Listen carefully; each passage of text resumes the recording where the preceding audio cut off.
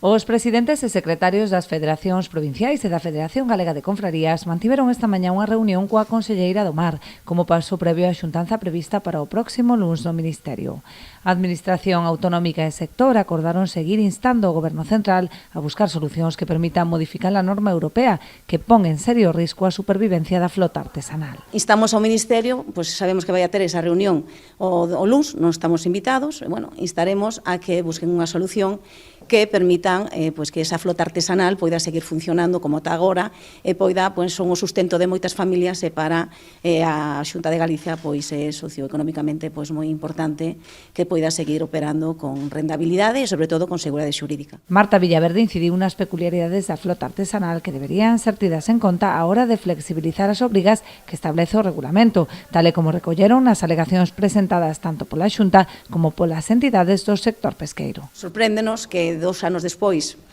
de terse publicado estas novas disposicións que entran agora en vigor que se fixeron alegacións tanto por parte da Xunta de Galicia como por parte do propio sector, fixeronse alegacións para conseguir flexibilizar esta norma, para conseguir períodos transitorios, excepcións para esa pesca artesanal que ten as súas particularidades e que desde aquí, desde Galicia, sempre intentamos trasladar e que sean coñecidas en Madrid, en Bruxelas, todavía non teñamos unha solución, habendo xa entrado sendo de aplicación desde este mes de xaneiro.